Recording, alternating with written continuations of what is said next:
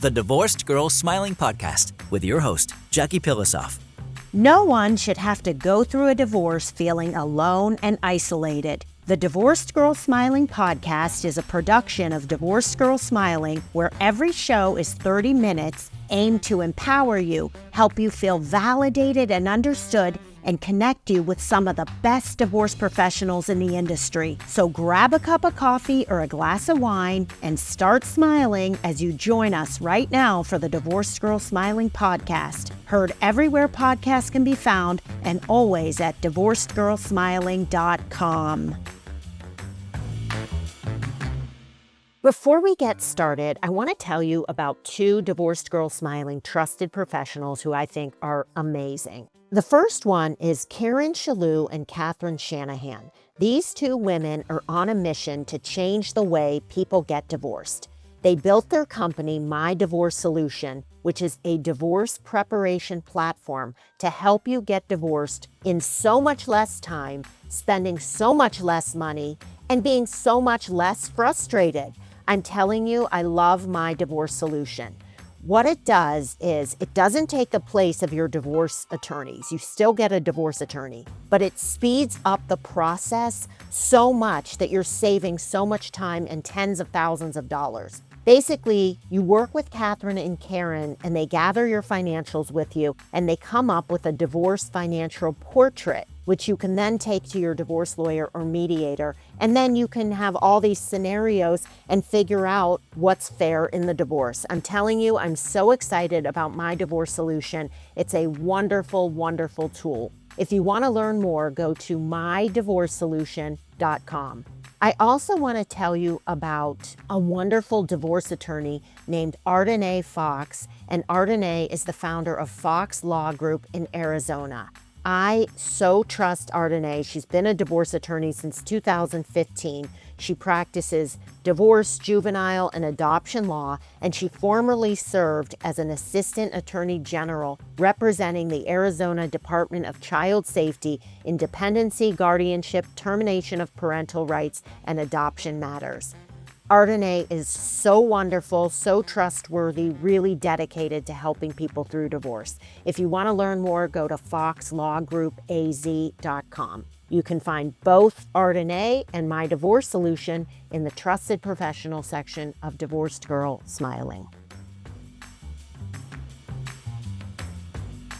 When people are getting divorced, they are craving information.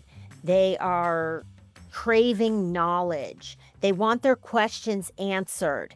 And of course, if you're going through a divorce, you're probably going to get a consultation with a divorce attorney and you're going to call divorce professionals and get consults, and for sure. But it's those late at night times, or you're sitting around your house and you're feeling really concerned about something and you just want to Google it.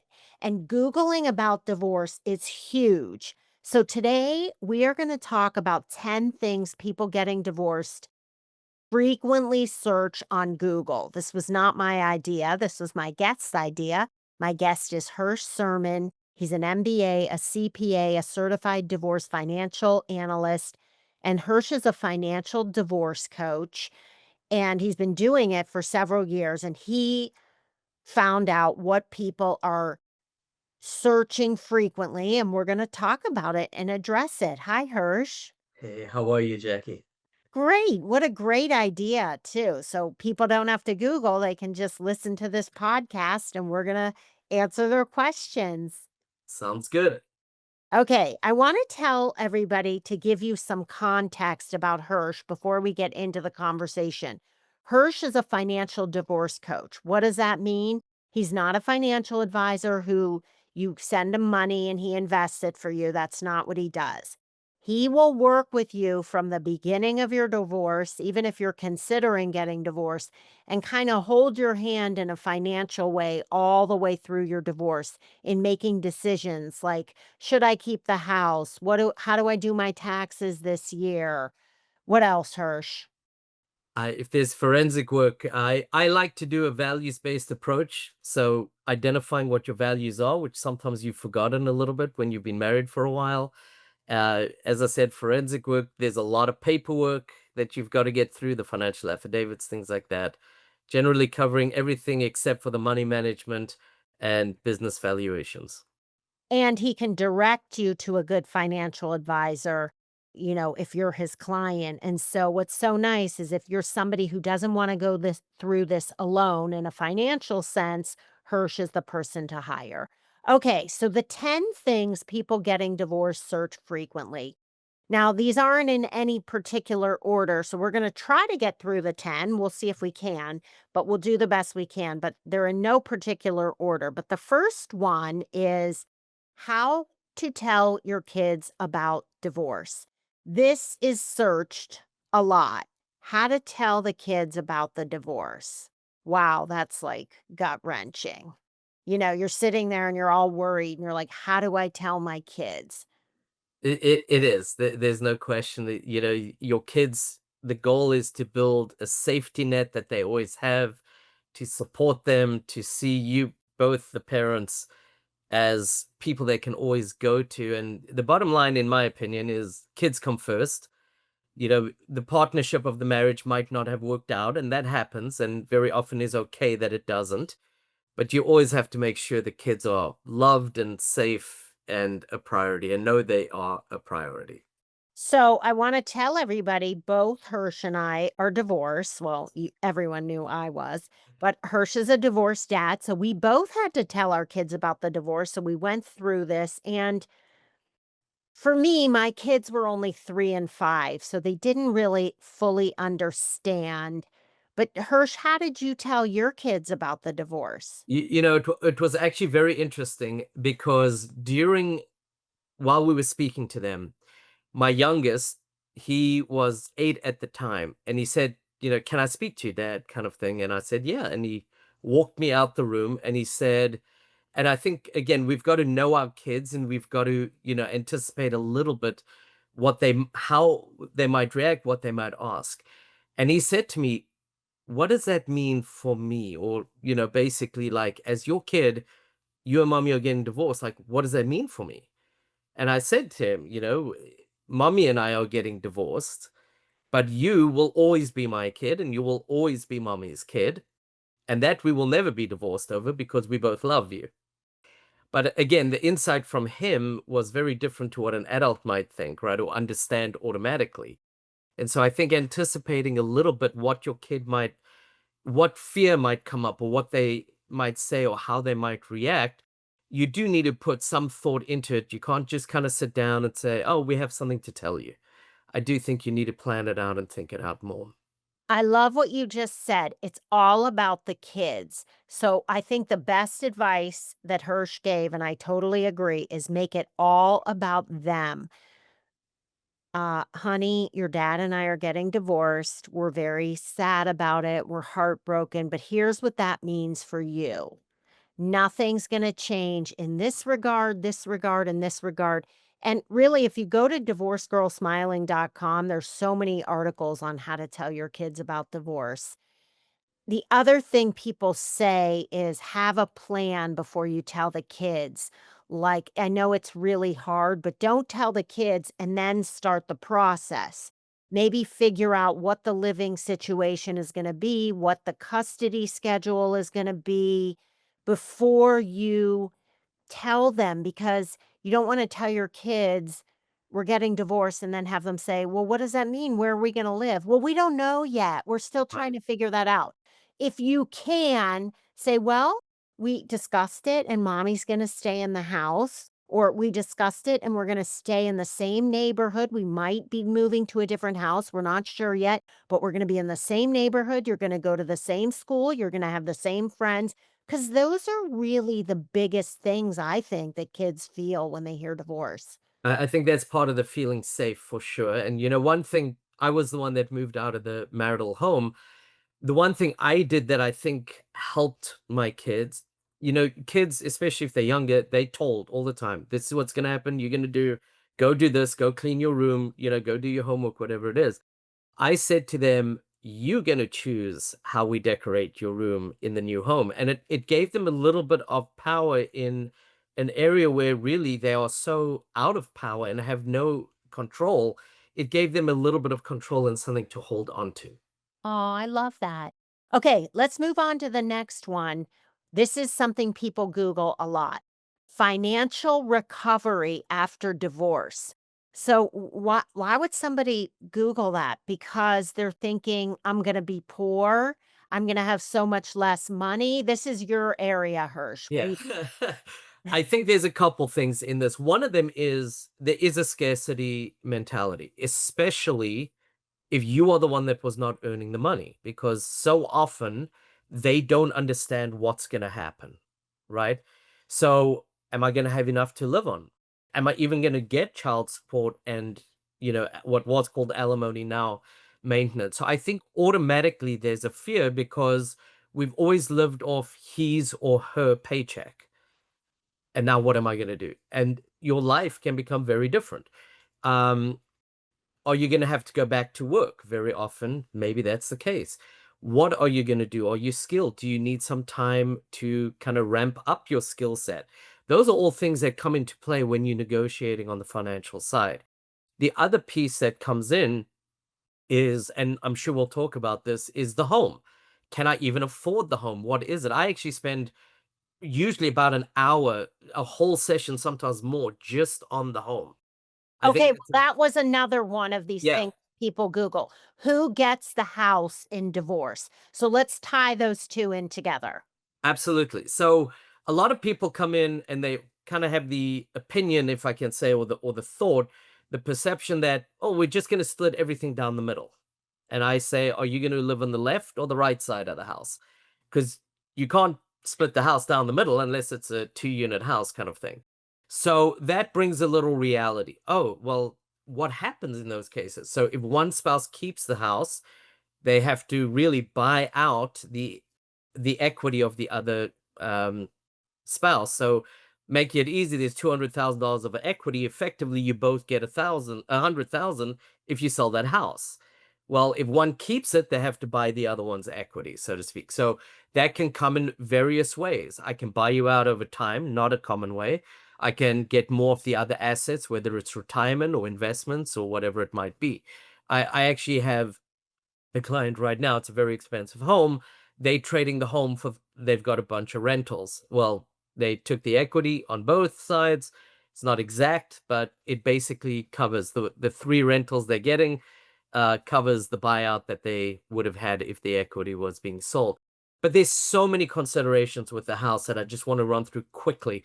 You know, is it the right house? It could be too big. We say, oh, we get emotionally connected to this house. And it really should be a financial decision. So, number one is, well, there are good memories, but they're probably also bad memories if you're getting divorced. So, keep that in mind. Is it too big? Is it more than I can afford? Who's going to pay for it when we sell? Because too often it's like, well, Johnny's going to graduate in 2 years. I'll keep it for 2 years. What are the financial impacts of that, which can be quite huge, right? The other one is don't become a slave to the house. I actually have a client that uh, I got fired over this, just so you know, for being full disclosure is she wanted me to say she could afford the house. And I said, you can't.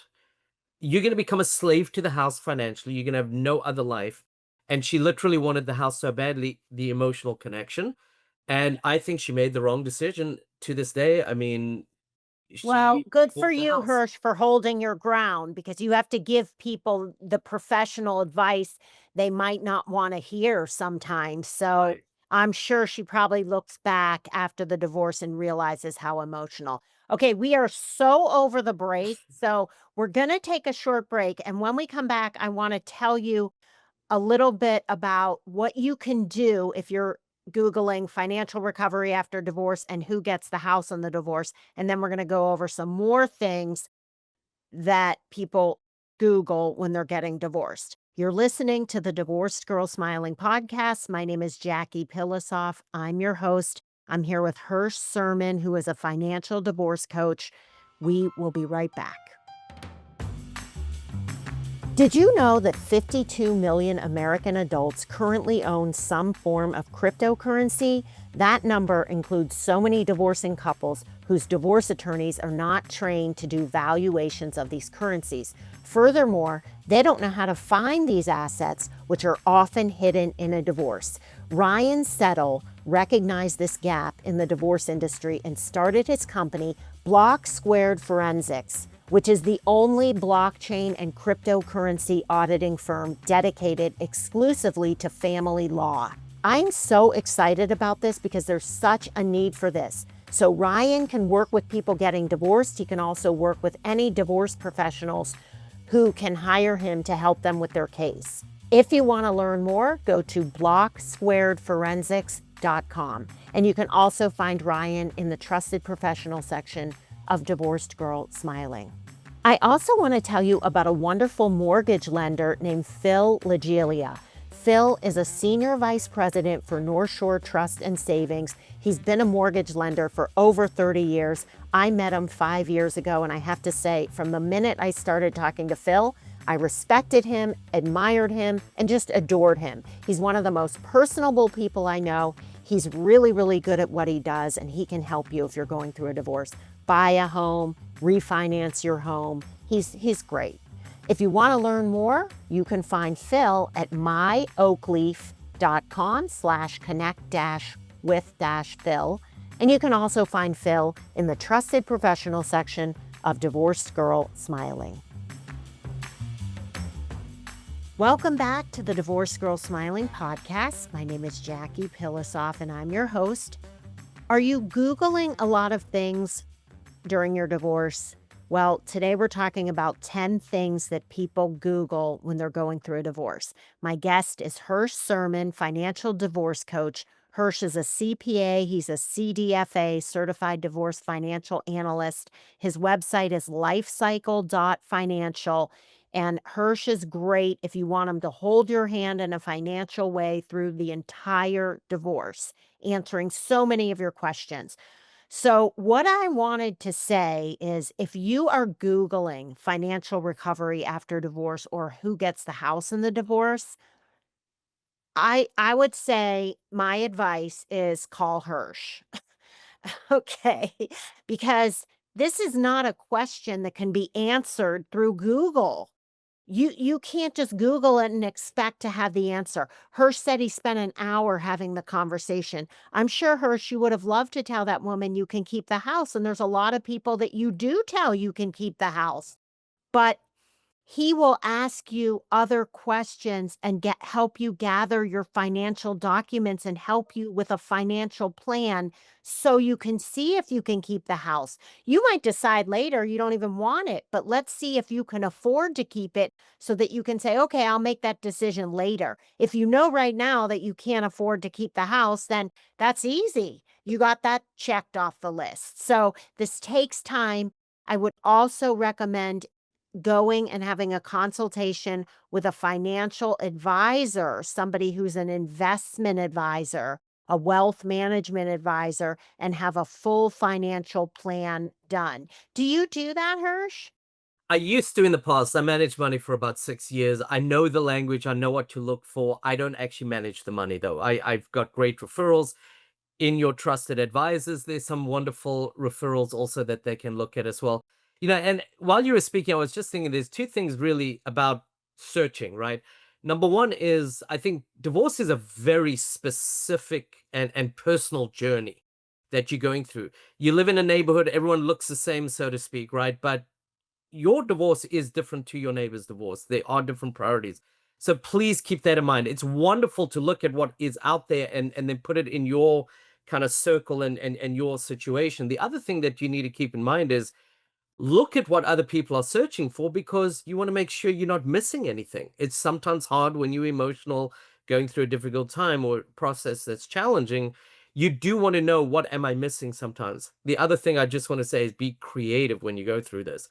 Creativity really, I think, helps you all the way through and how to come out the other end being in a better shape financially and emotionally as well.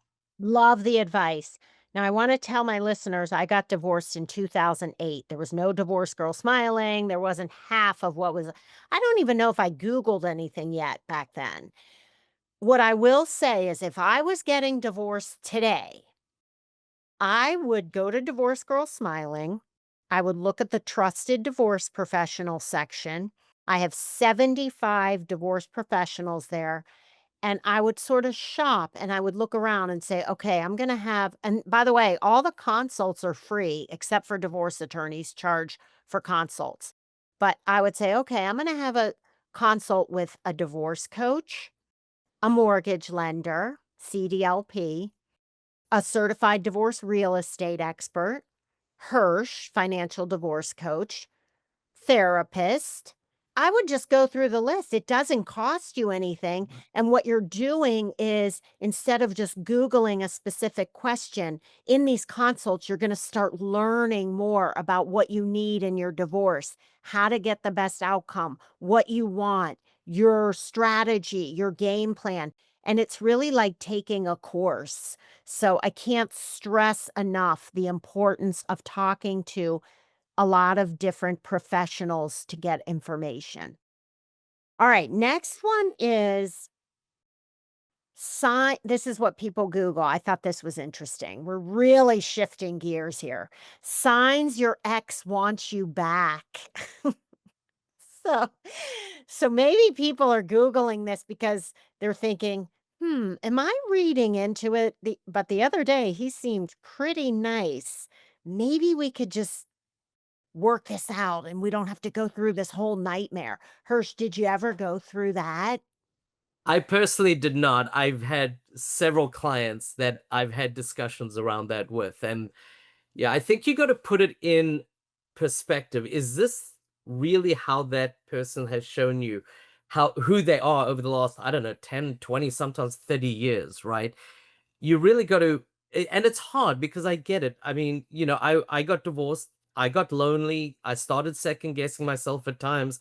So the first thing is be very, very careful. What's driving this? What is the motivation? Whether it's yours wanting or thinking maybe it'll work, or what is your spouse's in suddenly being nice and attentive, and are there things happening? I'll give you one example. There was one person, and I said to her, "Is this his normal behavior?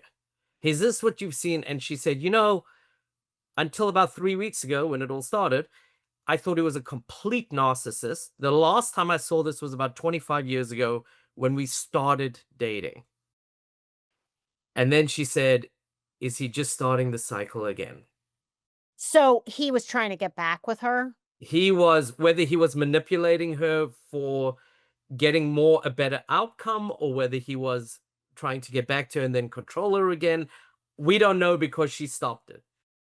But it made her pause Interesting. and think what was going Interesting. on, right? Yeah.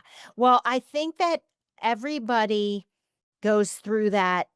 What do they call it? The phase like, I forget the word, but like bargaining is what they call it. And you're like, well, I could just get back with them. It would be so much easier. We could put this behind us. Life would be easier. We could go to counseling. And that's really taking the easy way out. And I'm not saying that people never get back together. I'm just saying that you might find yourself in the same position 3 to 6 months down the road. And that's actually okay too, because then you never have to look back and say, oh, I wish I would have tried. So, Right. whatever Yeah. you need to do, there's no judgment. And 100%, no judgment. Realistically, like everyone wants to be desired or have somebody want to be with them or be with someone. That's what people want. That's how humans are built, right? And so we've just got to be very careful with that and know what is the right thing. And the words, the cognitive dissonance comes to mind. I know this isn't good for me or it's not the right thing, but I kind of want it, right? Or that's what I want life to be like. And it's maybe a little bit of a fairy tale. So just that's the caution.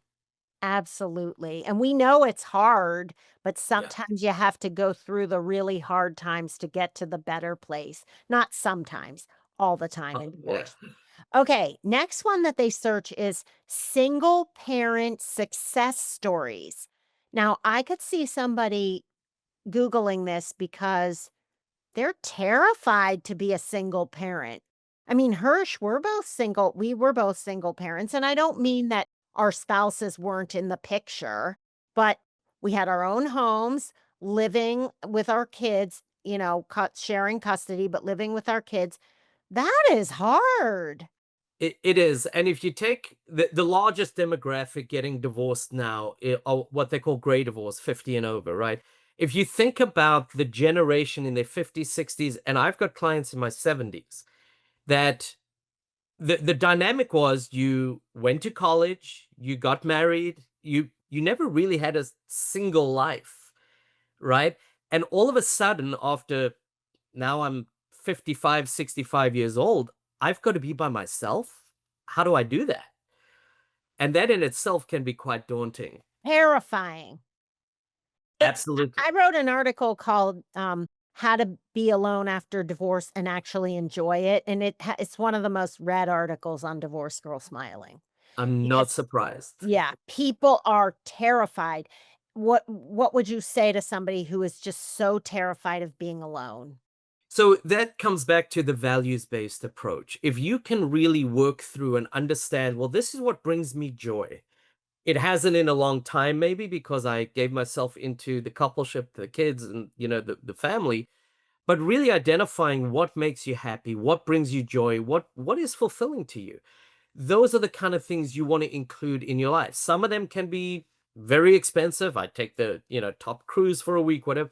Or it could be I just want to, go to a park and be with nature and whatever it might be. But the idea really is how do I bring that joy back in?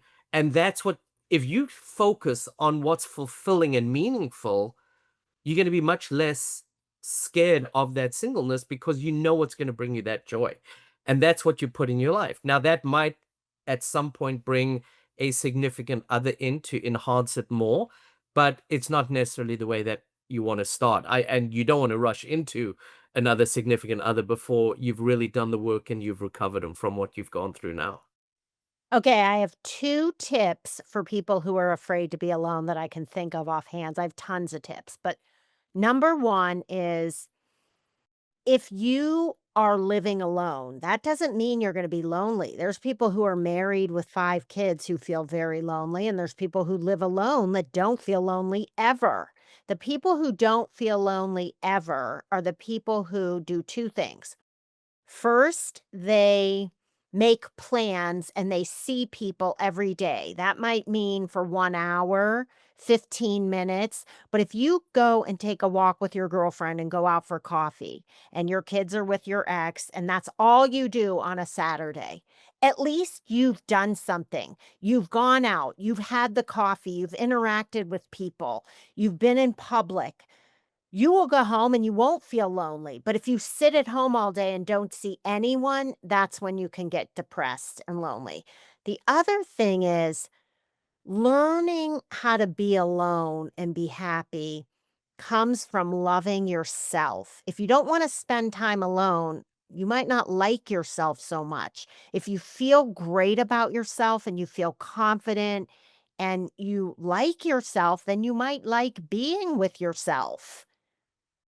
I couldn't say it better. It's that I does take work sometimes because we second does. guess ourselves, whatever it might be. But there's a beautiful person in there that used to be carefree, and that person can come back.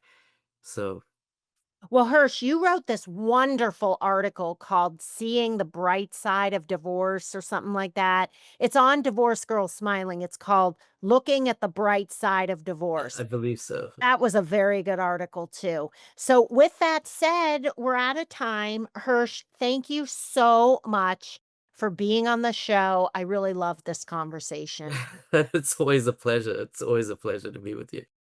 And if you want to find out more about Hirsch or you want to have a consult with him, you can find him at lifecycle.financial.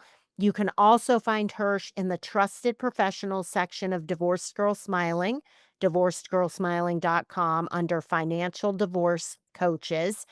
And you can go to Divorce Girl Smiling to read more articles, listen to more podcasts, or sign up for my free consult where you get 30 minutes to tell me your story, and I will make recommendations of divorce professionals I think that would be a good fit for you. Thank you so much for listening, everyone. We'll talk to you real soon.